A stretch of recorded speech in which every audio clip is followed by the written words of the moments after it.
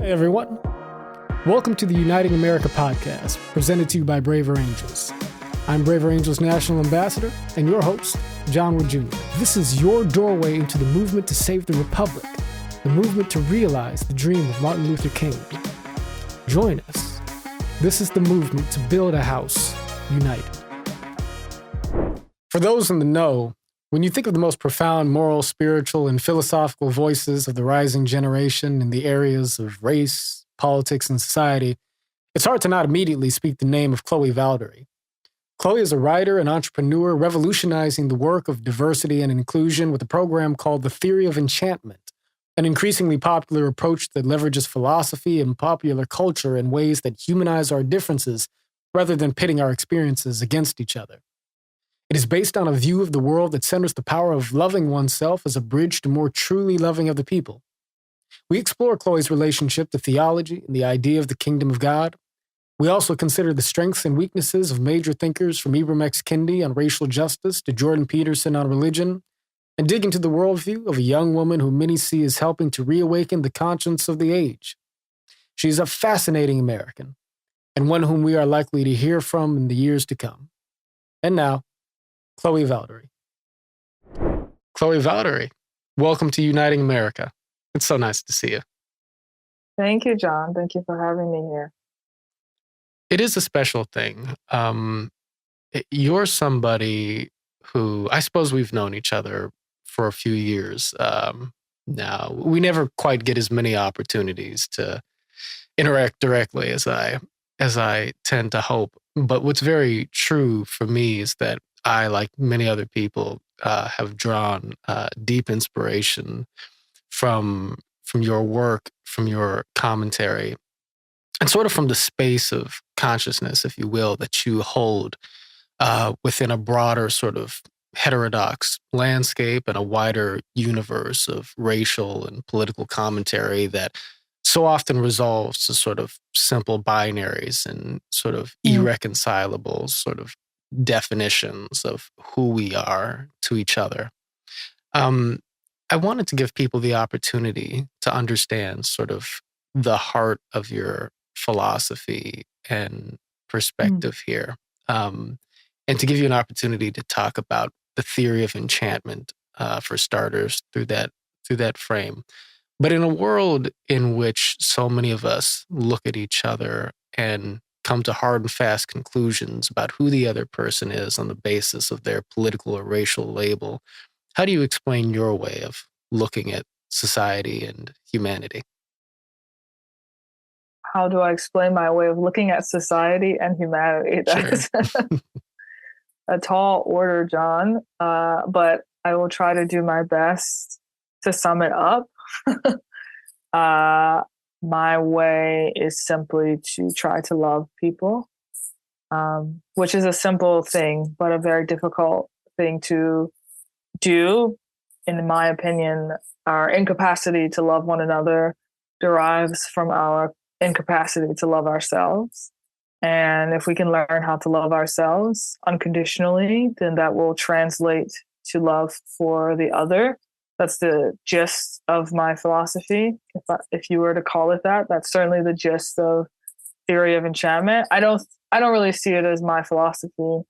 Perhaps my ego does, but I think my higher self knows that this isn't really my own thing. This is more things that I've learned through the 29 years I've been on the earth.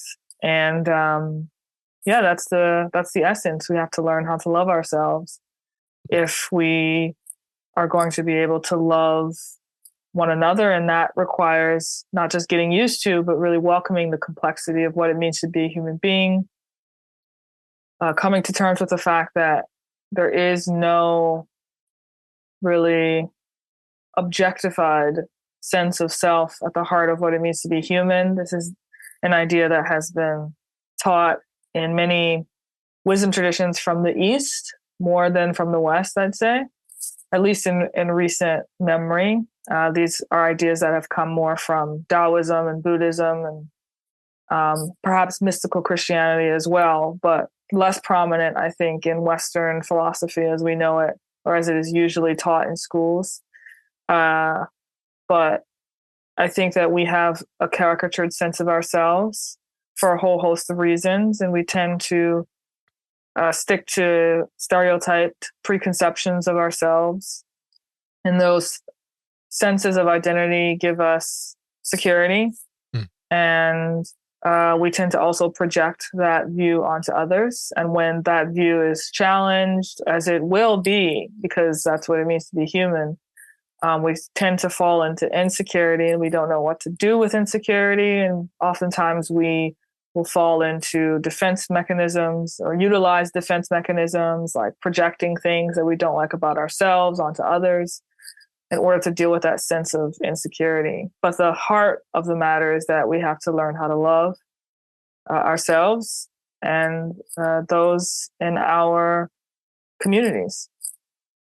Can I love myself if I do not love you? Can I love myself if I do not love my fellow man in the way that you're describing?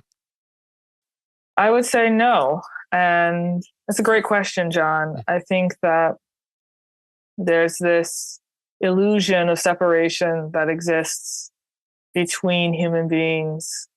It's very difficult for me to tease out what that means. It's sort of a poetic way of saying that the lens through which I view the world dictates how I show up in the world. And you and I right now, we have a call and response type relationship. That's the nature of a dialogue. Yeah. I might say something and you respond. You say something and I respond. This is an active thing. It's like an organism.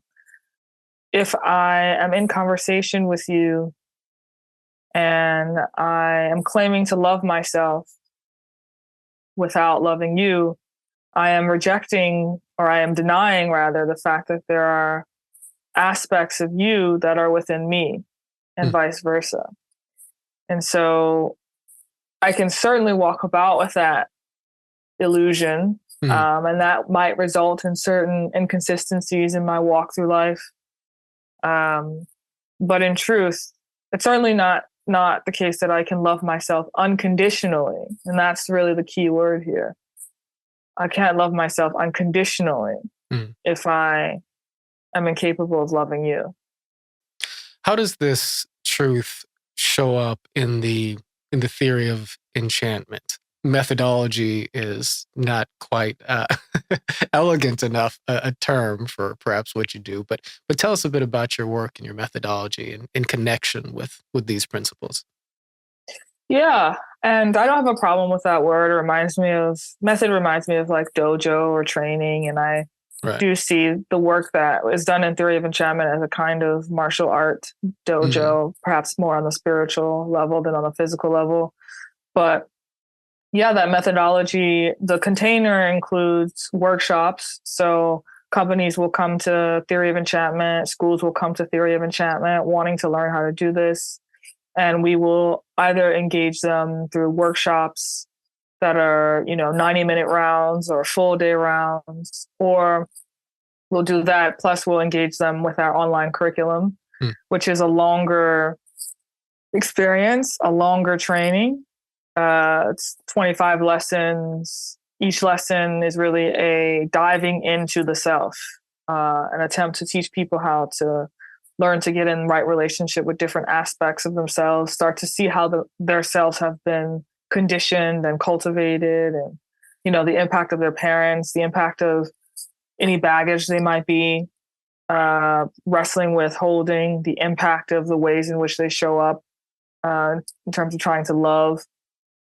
These lessons also, whether in the curriculum or in the workshops, these lessons are sprinkled throughout with pop culture references, because these references we find can be used as guideposts to help folks remember the deeper truths about their higher selves. The reason why a lot of pop culture is popular is because they contain deep truths about what it means to be human and what it means to wrestle as a human being. So we might, talk about the saga of Simba in The Lion King and how that can be in conversation with Marcus Aurelius's saga as a Stoicist Right. and, working on his own dharma, working through his own methodology and leaving us with that methodology in a body of work known as Stoicism. That's just a window into what we're trying to do with the theory of enchantment. So first of all, it's remarkable, of course, just how dynamic your methodology is, and the way in which it is able to tap into ancient wisdom and contemporary culture in a way that sort of bridges the transcendent truths between them. There are very few other people for whom it would come natural to sort of seize upon the sort of transcendent connections that exist between, Beyonce and Carl Jung, or Kendrick Lamar and, Jordan Peterson or Sure. Marcus Aurelius, to jump back to the ancient traditions here. And yet you not only do that, but you sort of proffer a way of looking at and engaging in the world that embodies that, in your own person. And I think that's a tremendous sort of reason why people are drawn to you. I think that there is a desire in sort of society and human consciousness to remain in touch with the brighter light of tradition, but to also not become detached from the richness of the world as we live in it. And, a person can sort of, drown in one side of that equation or the other, but you hold this remarkable balance, and act as sort of this balance for people to be able to harmonize those two things. One quick question I have about that is, when we talk about sort of reinvigorating, our sense of enchantment with humanity, our love for each other, as being in part a reflection of our love for ourselves and the recognition of the interconnectedness thereof. What is the role of religion? Is it a necessary component for our being able to reinforce this larger sort of shift of consciousness in our society? Or would we be investing too much in perhaps an old way of thinking about things, referring to religion, that many people think could be discarded while still moving forward in a way that reinforces this enchantment? Well, John, religion is such a large thing. Yeah, no doubt. People tend to believe that the ways in which they interface with religion in 2022, or even in 1999, or even in 1922, is sort of the way religion has always been. But like dialogue, religion is a ongoing, I would say, live experience, live relationship. It's an organism. It's not a fixed thing. And so I think people need to keep in mind that that's my view of religion when I answer this question. Okay. The way Christianity looked, in the days of Jesus is very different than the way it looks today. It's very different than the way it looked even 50 years after Jesus. So I think I'm very much aware of the ebbs and flows of religion. And to the degree that religion simply entails having a relationship with, or having a sense of the sacred, if that is what I am simply defining religion as, then religion is absolutely necessary in order for us to adopt this framework of love. Now, that doesn't mean that it will look the same way it has looked for the past 50 years or so, 100 years or so. And in fact, I think religion requires an upgrade. And I think that a lot of the pathologies that we're seeing sort of emerge in our nation's moment right now may just be one of the birth pains of new forms of religion trying to come into existence because older forms are no longer sufficient, and in fact have a deadness to them that no longer resonates with us. But insofar as religion, which comes from the word religio, which means to bind, insofar as we must bind ourselves to the sense of the sacred, insofar as we must all reckon with the fact of our mortality.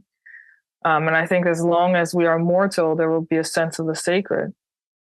Then religion will be necessary to sort of give us a kind of vision that goes beyond material things without rejecting, right, materialism. Because I do think there's a strand of religion that can reject both materialism and the material world in and of itself, and then it becomes a problem.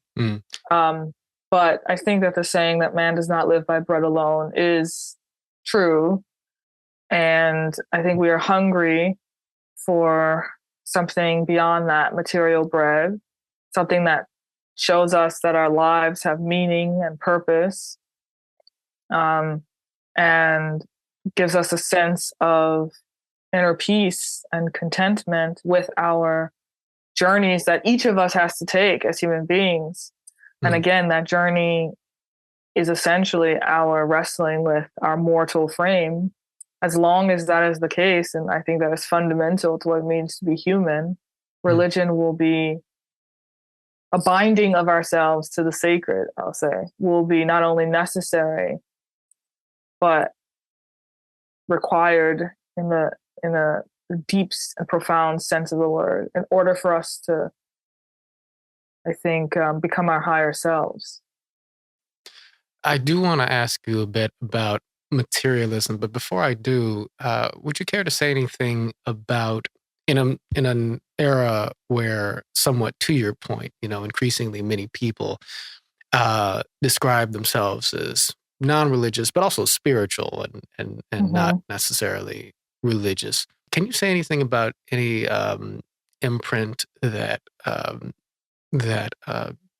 perhaps traditional religion, and broadly defined, as broadly as you might want to define it, but can you say anything about how religious tradition has impacted your own development and your own journey in becoming who you are?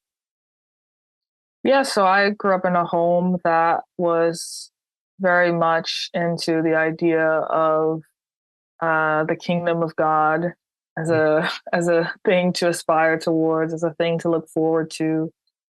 I grew up in a home that was very much enmeshed in that sort of dialogue, and that sort of spirituality. I also grew up in a home that was very much curious about the process of seeking the truth in general, and so that really questioned certain ideas that were part of Christianity, mainstream Christianity, that were assumed to be like basic to Christianity.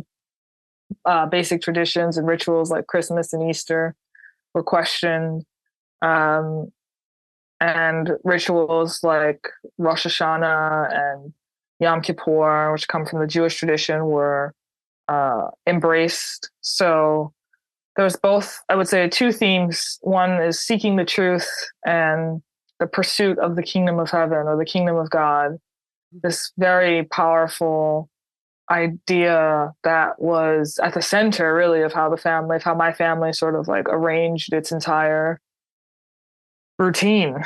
We would pray before we would leave the house. We would every Friday night have Bible study, and every Saturday we would go to church, all in search of the kingdom of God. So that is certainly a tradition that has seeped into my psyche in that sense. Right.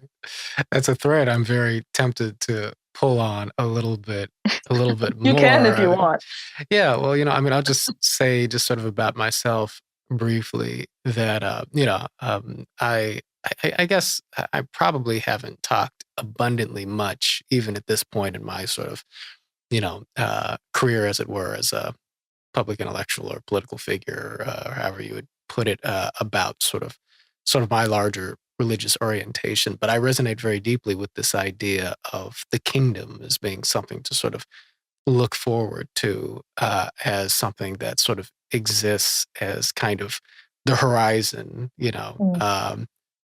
behind, at the end of sort of the road that I see myself as traveling, and us as all sort of traveling together.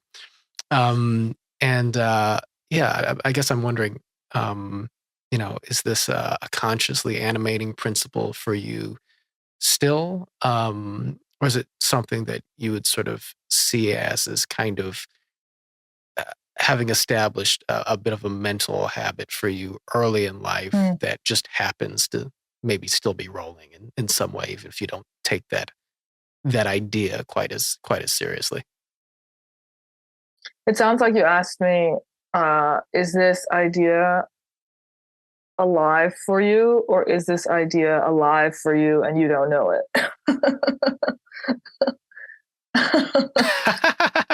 Yeah, the question was sort of coming to me in real time, but yeah, you captured it. Yeah. Well, Carl Jung and in Jungian Mm-hmm. psychology in general, this idea of the kingdom is like a symbol. Right. It's an archetype. Yeah. Human being who has become whole, and so it's hard for me to. It's actually hard for me to unsee it from that lens, just from a that deep psychological lens. Right. I think that for me, several things have changed for me in terms of how I relate to the Bible in general. I think that, I'm pretty convinced that so many people in the Bible were definitely on psychedelics. So Sure. Right. that's for starters. And more power to them. But I think a lot of problems happen when we are trying to wrestle with the text without understanding that, which I'm pretty convinced that most of the people were on psychedelics of some sort. Interesting. Yeah. But I think that if I see like the kingdom of heaven, or quite frankly the queendom of heaven, as this right. As this kind of future or vision where I am, binding my ego to my higher self, and my higher self is sort of mysterious part of me, which is eternal, which I can never quite grasp. And it's a part of every human being, on earth. I just finished watching the show Our Universe on Netflix, where Morgan Freeman does the voiceover, which if you haven't seen it, I super, super recommend it. It's one of the best shows I've ever seen about our universe. And you can see this great miraculous mystery of creation, and how, chemicals that we are familiar with now were sort of created with the collision, or through the collision of atoms that were happening in the sun, billions of years ago. And it's this really beautiful symphony explanation of how we got here. And insofar as the kingdom of God can be a metaphor for being in touch with that, and being really humbled by that, and in awe of that, and having my ego be in service of that, and seeing that beauty within the other as a reflection of being able to see it within myself. I think that pursuit of the kingdom is what I have decided to do. So it's certainly alive within me, but it's not the same character or flavor that I was born into with. Right, right. And so perhaps in some sense, you yourself are an example of, well, I don't know if it would perhaps be fair or accurate to say sort of pursuing a new religious path, but you are bound, I guess, substantively to the spirit of this ancient concept in a way that shows up in the immaculate contemporary flavor that is Chloé Valdary. I suppose I'll just leave that at that. I'll just leave that there too. Sure. Hopefully we can both leave it there. But I do want to know, what do you pull from secular humanism? Do you sort of see yourself as being a somebody who also carries forward some of the legacy of the Enlightenment, Is that a core part of you? The Enlightenment is tricky, John. Mm-hmm. The Enlightenment is tricky because, I've been really inspired by John Vervaeke's work on this, cognitive scientist from the University of Toronto. Was a huge fan of Socrates and did an incredible series called Awakening from the Meaning Crisis, where he talks about the Enlightenment. The Enlightenment is tricky because I recognize it as this beautiful period where people were questioning, conventions that were concretized by theological institutions who claimed to have a monopoly on the truth and who wanted to dictate, how they thought that the cosmos actually worked and how the universe actually worked. And certainly were putting people in prison and torturing them and killing them for questioning their orthodoxy. Right. And so the Enlightenment comes out of a deep stirring within the human soul to want to know, right? And to want to question what's come before. And I think there's something very beautiful about that. And there's certainly a thread within me that, the house that I grew up in was very much, whether it knew it or not, very much informed by that tradition. Mm-hmm. And at the same time, I've heard in more, self-described right-wing circles that postmodernism is a kind of revolt against the Enlightenment. I don't think that's true. I think that postmodernism is actually the outcome of the Enlightenment. Because what happened in the Enlightenment was this constant questioning, this never-ending questioning, such that I think it started to unravel itself and manifested in postmodernism. And there's another thing that happened with the Enlightenment, which was, and we talk about this in the theory of enchantment, actually, because there's a difference between enchantment and enlightenment. Okay. Just from a lighting perspective, there's a difference. Yeah. Enlightenment is like, you're being sort of drowned out by the light, whereas enchantment is this beautiful dance between light and dark. And there's recognition that light and dark actually depend upon each other to exist. And one cannot exist without the other. So I'd say the Enlightenment and its quest to know and to obtain knowledge resulted in a desire to have absolute knowledge and an incapacity to live in the mystery of being. And in fact, a denial of the mystery that is at the heart of what it means to be alive, I'd say. And I'm being very reductive right now because, we only have so much time in the world. But, I think that, an interesting contrast between the Enlightenment and perhaps more Zen ways of thinking is Descartes said, "I think, therefore I am." Right? Considered the father of the Enlightenment in many ways. But in Zen Buddhism, there's this very constant awareness that you are not your thoughts. Right. And in fact, that you will never be able to get to the bottom of who you are, because who you are is a kind of inexhaustibleness. And so you can't actually pinpoint the essence of who you are, because the essence of who you are is connected to the mystery of the great being.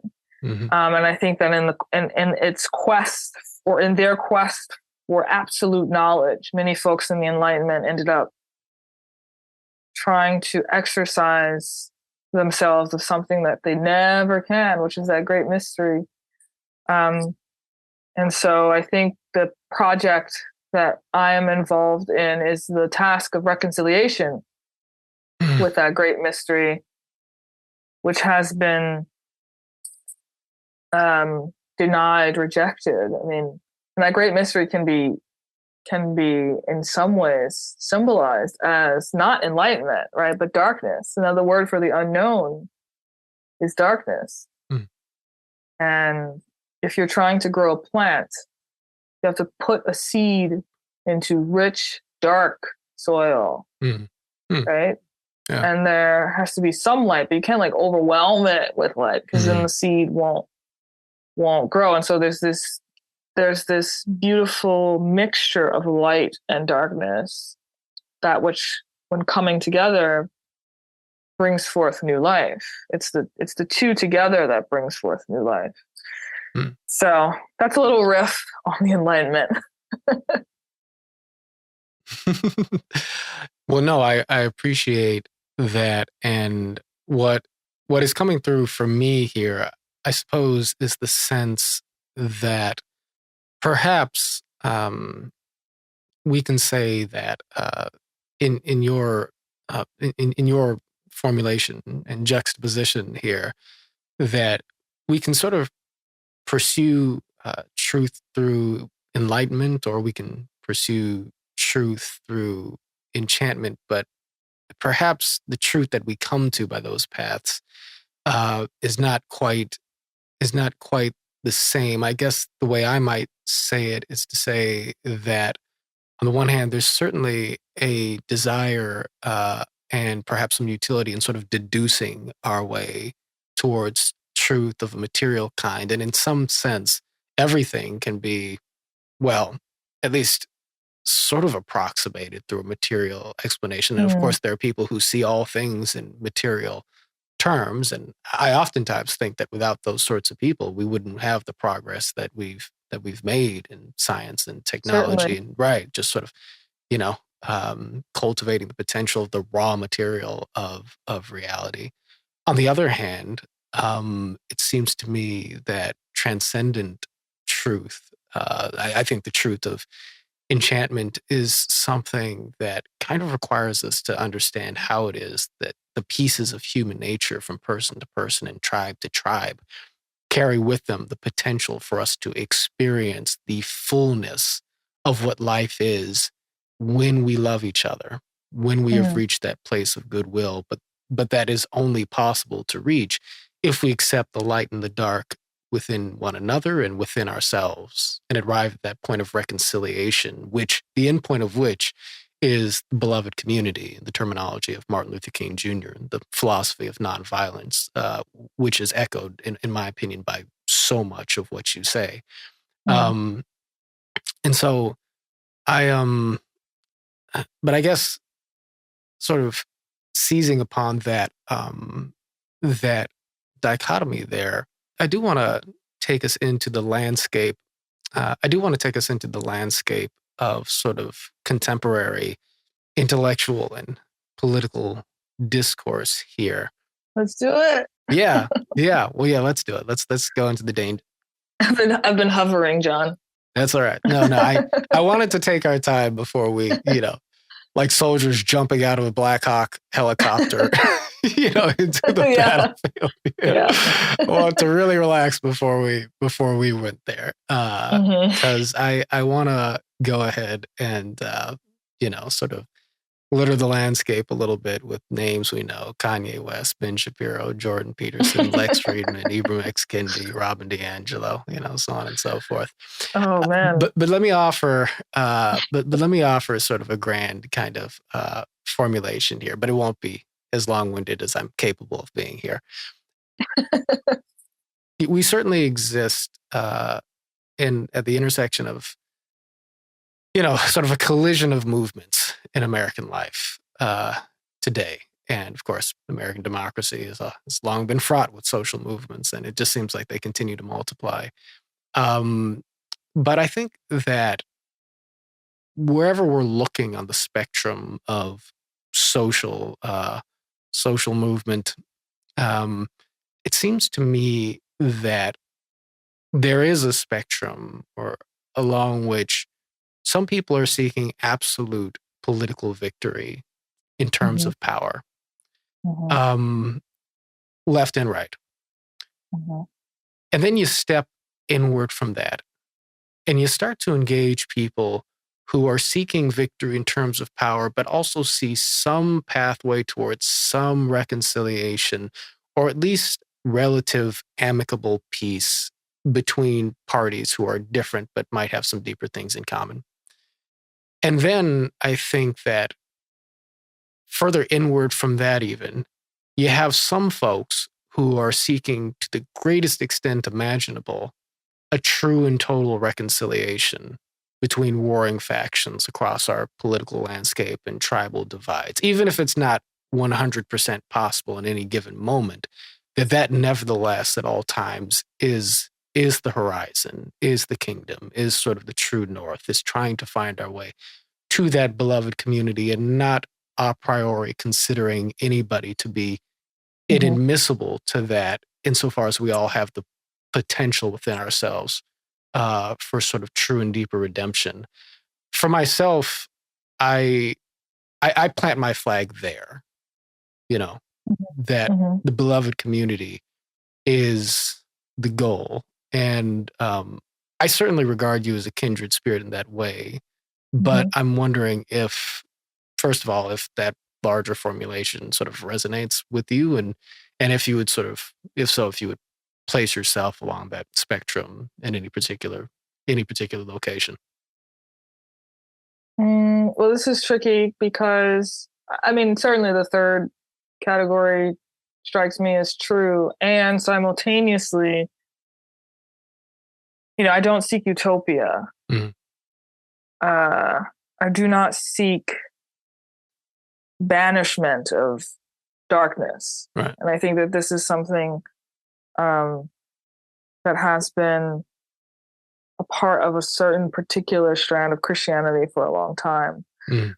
Whereas Jungian thought, and you can probably tell I'm super into Carl Jung, but Jungian thought holds that this idea that we've been talking about, the kingdom of heaven as an archetype, or the wholeness of the human being, requires integration, which obviously has cultural clout in our nation. And integration on an individual level requires integrating the contraries of one's being, integrating the darkness and the light within one's being.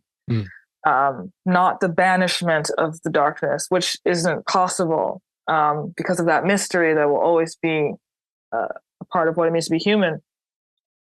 And so, yes, I mean, the path that I walk is reconciliation as defined in that way, right? As understood or as informed by this concept of integration. And what that looks like might change depending upon the context that I find myself in. But the feeling that one has when one is optimizing on that path is of inner peace and inner contentment, regardless of who is coming at you. Right. Be it Kanye West, be it Ben Shapiro, be it Jordan Peterson, be it Robin DiAngelo, be it Ibram Kendi. Right. Does that help tease out?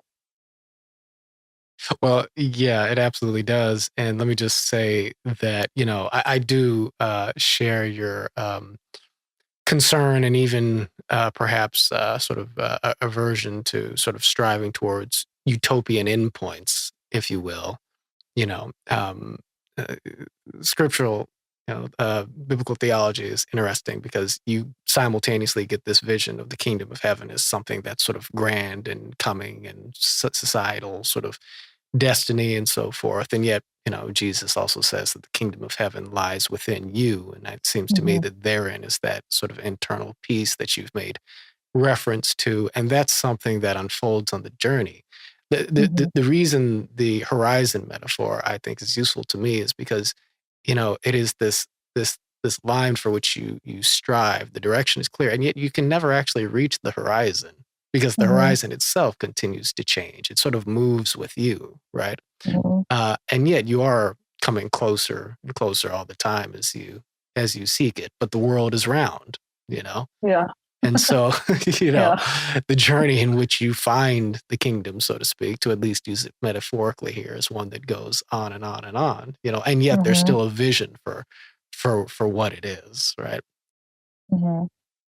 But in offering that, I guess I'd want to ask you here to weigh in a little bit on our different factions or different tribes here. I named the names that I did a moment ago, which you just repeated here, because these are all thinkers that you and I are sort of, to varying degrees, sort of in touch with directly or indirectly. There's this wide kaleidoscope of conversations taking place, and I think that they matter. I think that they influence the way people think. They influence the way we act and show up in the world, the way we treat each other, and the way we, do or do not live according to, the better and higher versions of ourselves, the better angels of our nature. In general, what are the, because I believe you and I both see light and dark across the spectrum, even if perhaps, we might see varying proportions in whatever way. What is the light and the dark in sort of the broader third wave social justice movement? These two people are not exactly the same, and so I don't want people to think I'm lumping them together just carelessly. But Ibram X, Kendi, Robin DiAngelo, they are distinct thinkers. But what is the light and the dark that you see on that side of things, and what are they missing in their critics, in the Coleman Hugheses, the Jordan Petersons, the Sam Harrisons of the world? And they are all very much distinct from each other, right? Yes. I get the sense that you would agree with me that each side is striving towards some good that we can see, but missing something about the other side. But weigh the light and the dark for me in that direction to begin with.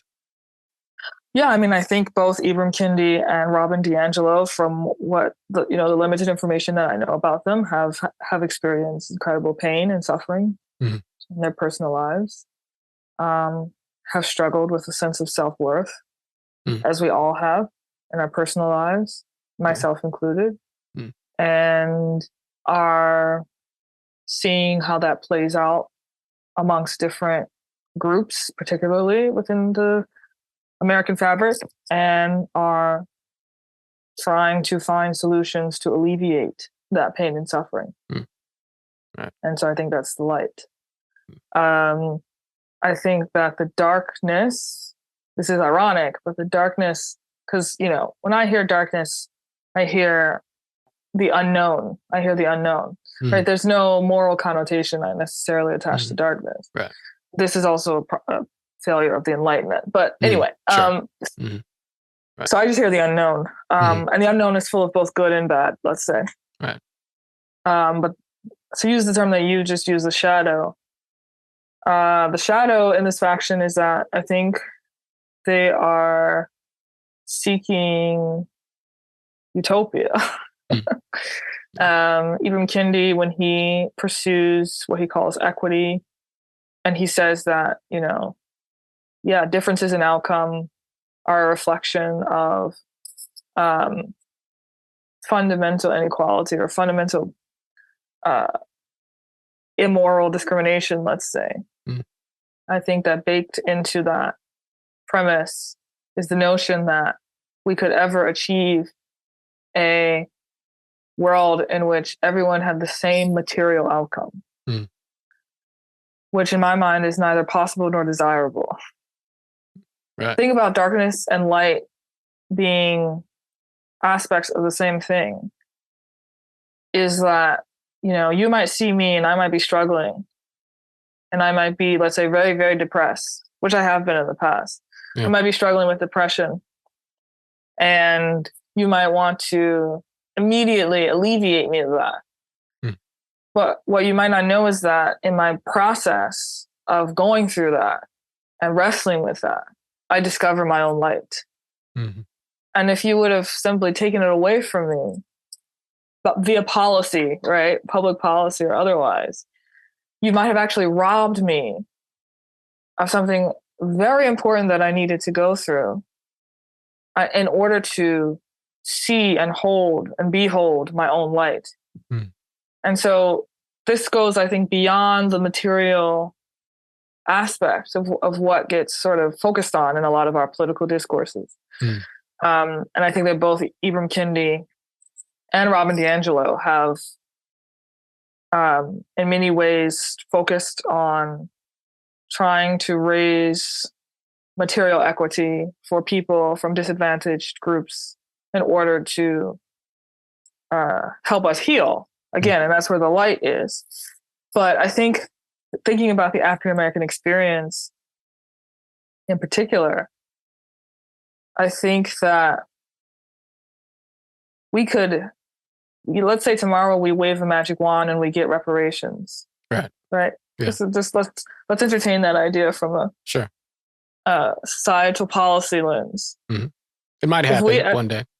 It could very well happen, right? It might. Not out of the realm of possibility.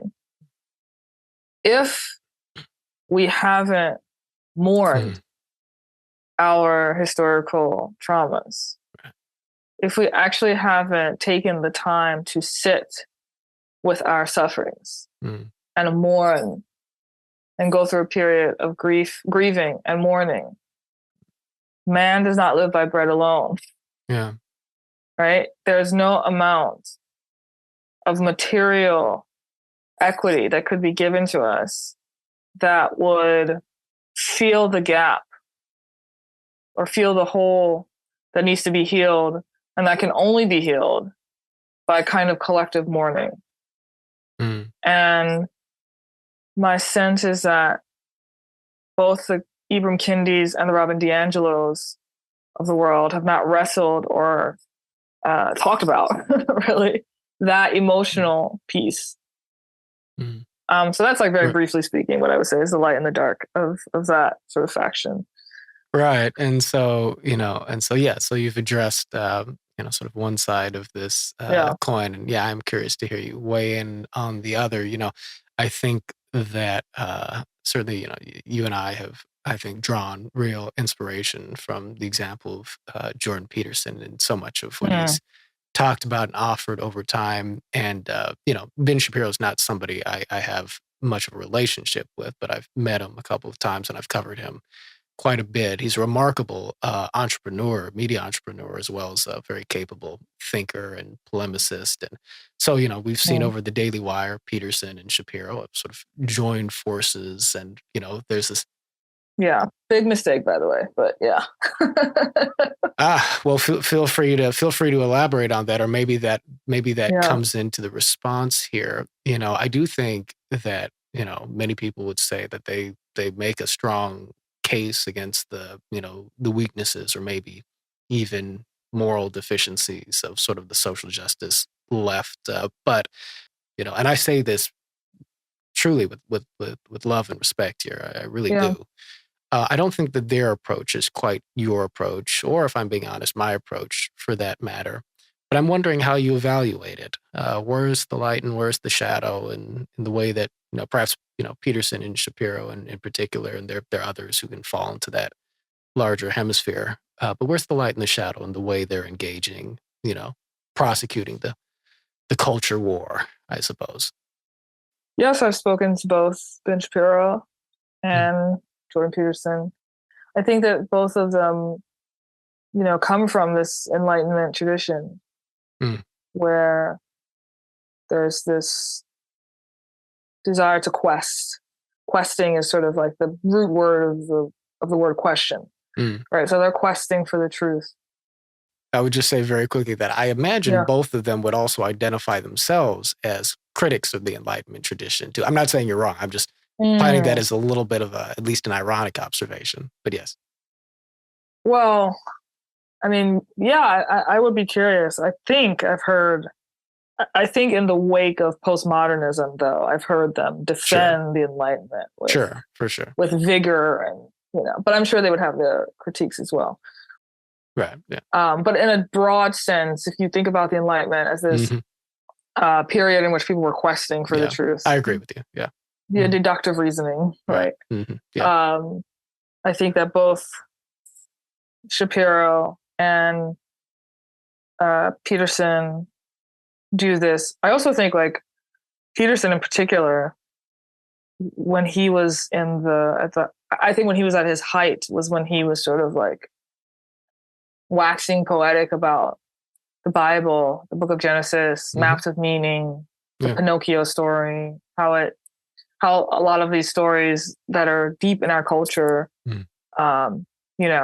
thousands of years old, really.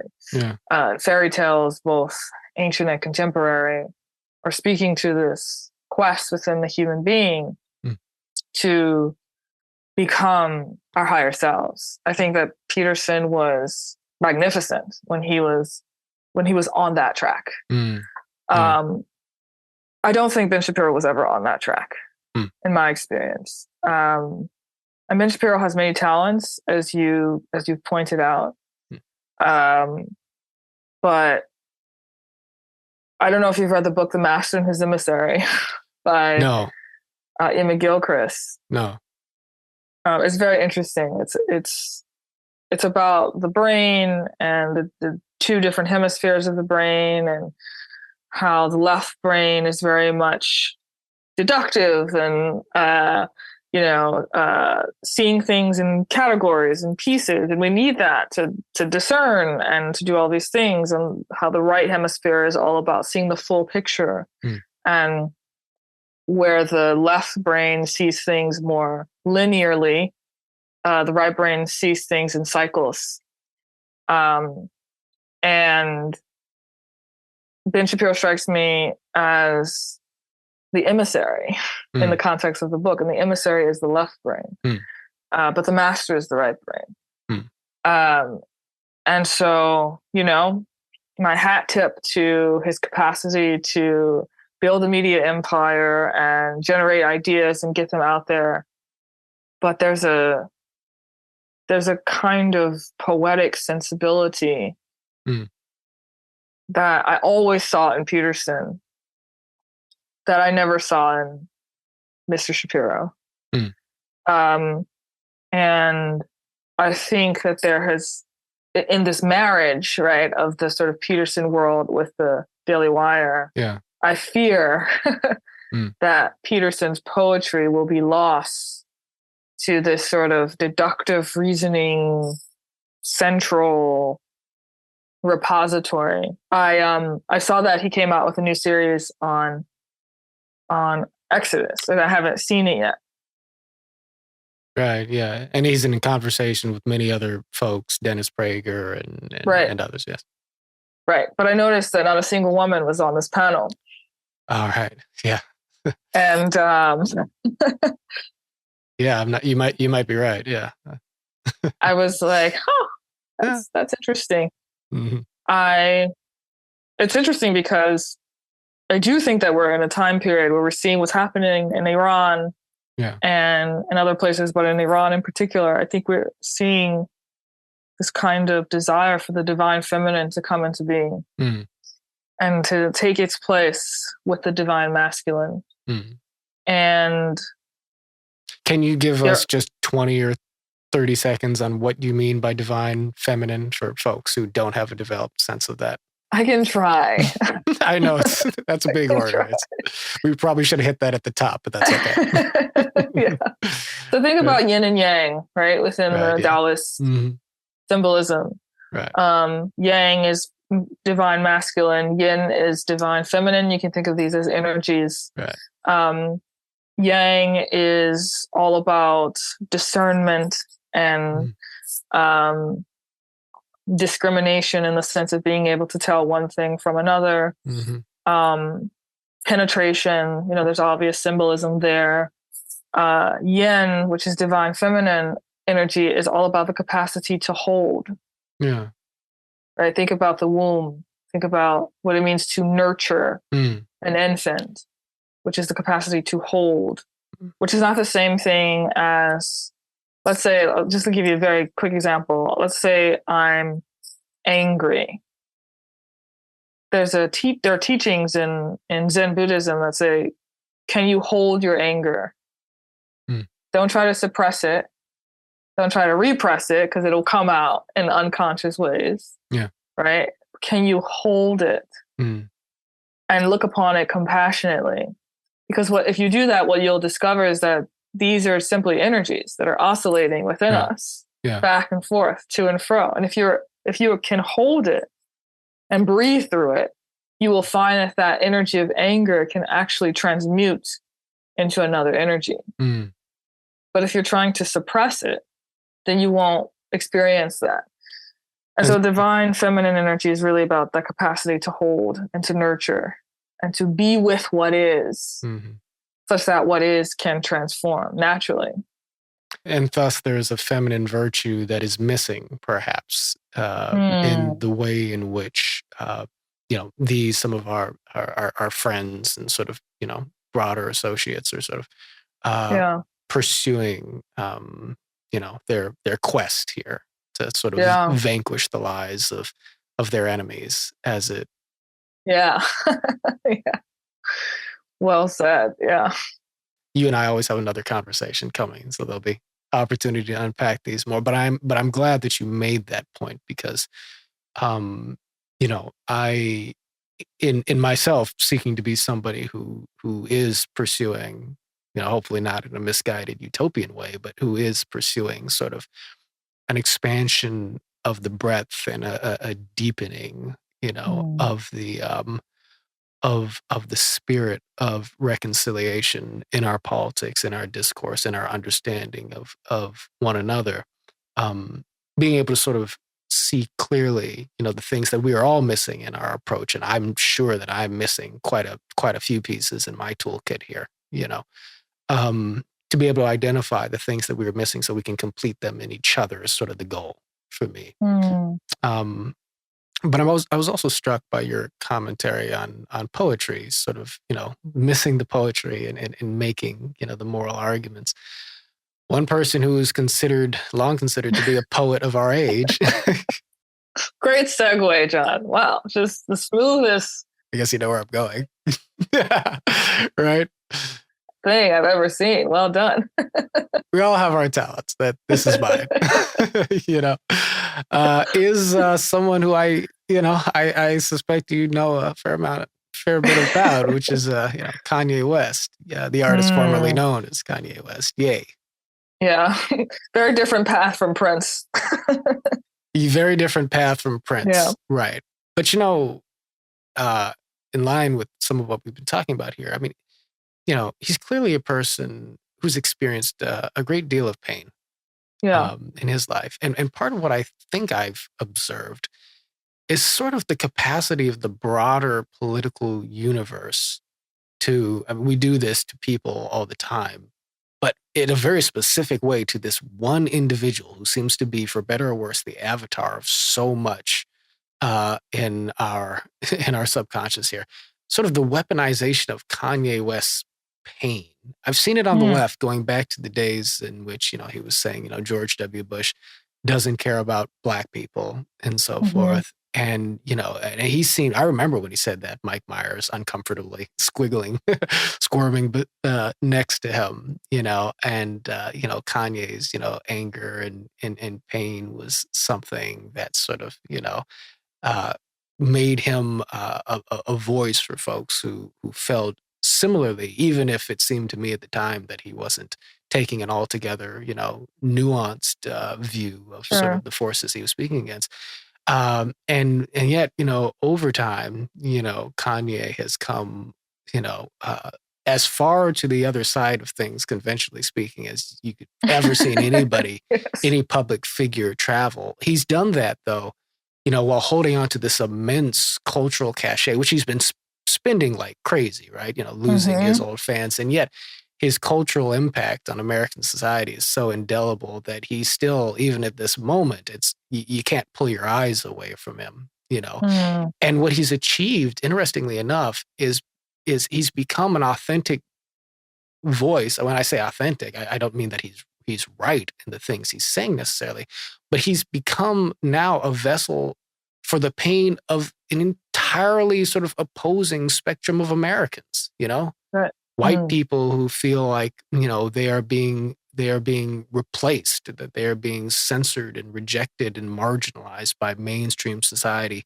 People who attribute this, frankly, to Jewish people and certainly to the left in general and so on and so forth. Kanye seems to have caught that, in his spirit and is giving voice to it, Now, there's an immense amount, I think, of, narcissism and so forth that goes into this. And I do think people have to recognize the fact that, this is an individual who's been given, who is a frail human being like all of us, who is seized in this fame, this stardom, this wealth, and that's a very complex and difficult experience for anybody. But somehow or other, it just seems that, the reason Kanye West is important is not because he's a celebrity, but because he seems to rapidly be telling us all sorts of things about ourselves. And he's doing it so quickly that I'm not sure we've really caught up to the lessons yet. But I'm wondering if you might be glimpsing a little bit of what some of the lessons are with respect to, the arc of Kanye, and, what Ye's life reveals about our own. Well, I'm certainly not too surprised that Kanye would go from, George Bush doesn't care about Black people to wearing a White Lives Matter t-shirt. Right. Yeah. Kendrick Lamar said that a fatal attraction is common, and what we have common is pain. And I think that's what you're seeing. You're seeing that dynamic play itself out in the journey that Kanye has been on. You also have James Baldwin saying in the 60s that people don't know what to do with their pain. And the reason why we gravitate towards hatred and prejudice and bigotry is because we don't know how to deal with pain. And this is again where I think that energy of the divine feminine, which is about how to hold all of the different aspects of the human experience, including pain, such that it heals. I think that's a big piece that's missing from our, I don't know what you want to call it, political discourse, the way we show up with each other in general, and the way Kanye is showing up. Because it's clear to me that Kanye is in a lot of pain and suffering. And all of that is, exacerbated by the fact that he's such a public figure. And when you're such a public figure of that stature, you run the risk of having your entire sense of self-worth be dependent upon external validation, which is what narcissism is fundamentally. People sometimes think that narcissism is selfishness, but in fact, with narcissism, you have no inner sense of self. And that's why you have to seek it out through the form of external validation. You saw this with Trump as well. It's no surprise that these two personalities would find each other if you look at it through that lens. And so, from what I'm seeing, Kanye is someone who is in a lot of pain. He is someone who defines his sense of self-worth based upon how much money he has in his bank account, how many women he has access to, and so on and so forth. And, there's a common theme of materialism here. Right. We also see him struggling in his relationship with Christianity, given all of those material indicators through which he identifies his sense of self-worth. Right. And he doesn't know how to deal with that pain, doesn't know how to hold that pain. The divine feminine is lacking in our world today. And so what he does what everyone else who doesn't know how to deal with pain does, which is to say he projects it, and he projects it onto the Jews. He projects it onto the Jewish community in an attempt to discharge pain. Right? Brene Brown in her TED Talk, The Power of Vulnerability, said that blame is described in the research as a way to discharge pain. Yeah. And the reason why you have hundreds of thousands of people, the essence, I think, of why you have hundreds of thousands of people resonating with what Kanye says, encouraging him, is because they too are experiencing their own pain, and they don't know how to hold such that it transmutes, as opposed to discharging it and projecting it onto another group of people. And so this is why, theory of enchantment is such a practice. It is a methodology. It is a dharma. It is a training, because there's no amount of intellectualization that can stop this pattern, right? There's no amount of, let's talk about a set of propositions and definitions Mm. that will transform our distorted ways of being into new ways of being. It's only practice that will do that. It's only adopting an ecology of practices, adopting a set of habits that you live your life according to that will actually change your way of being from a distorted form into, I was going to say enlightened one, but for the sake of this conversation, I'll say enchanted way of being. And that is what Kanye is revealing to us, I think, at this moment. And of course, Kanye is a brilliant artist, Yeah, and a brilliant musician. And there's so much power and beauty in his musicianship. But there's also, since the beginning, I don't know if you saw the Kanye West documentary on Netflix, there's always been this little boy who's been trying to prove himself, right? People wouldn't call him a rapper. They would only call him a producer, right? And you see this sort of like machismo, I'm going to prove to you I am the greatest, as opposed to knowing you're the greatest. Right. They're not the same things, right? And Kanye wants to be chosen in the broadest sense of the word. There's one thing in knowing you're chosen. There's another thing in wanting to be chosen. And if you have this sense of self-worth that's lacking, which Kanye does, and you have it manifesting it in these like distorted religious ways, as it is with Kanye, you will attack a people who have a sense of chosenness, because you will see that people as undermining that within you and as threatening that within you. So, I was watching an interview with Erykah Badu the other day. It was so beautiful. It's an old interview, actually. And she said that the entire world is depressed. Yeah. The entire world is mentally unwell, period. And everyone is coping. And that is what I see happening with Kanye West. Indeed. Well, I'll take it to a final comment here and question for you to respond to. But, there is a need for us to be able to sit with both one another's pain and our own, I think, in accordance with what you said. And to borrow your terminology, I'm sure I'm inviting, I don't know him, and I'm sure I'm inviting all sorts of jokes to be made about him here. But you've inspired me here to say that, I've actually been quite impressed with the feminine virtue of Lex Friedman. Yeah, he does have feminine virtues in him. I've seen that too. Yeah. Yes. Which is not, of course, to say that he doesn't have masculine virtues for anybody who wants to be silly about it. But, I don't think he would mind me saying this. I was, pleased to have had a conversation with Sam Harris recently, and Sam and I don't think this is actually on the recording, but Sam and I talked a bit afterwards, and I think Sam has a great deal of admiration for Lex, but was also critical of his conversation with Kanye West because Sam sort of felt that it proved the limitations of such conversations. And at the time, I'm a real Johnny come lately to Lex Friedman, so I went back and listened to that conversation, sort of taken in sort of what he's putting out into the world a bit.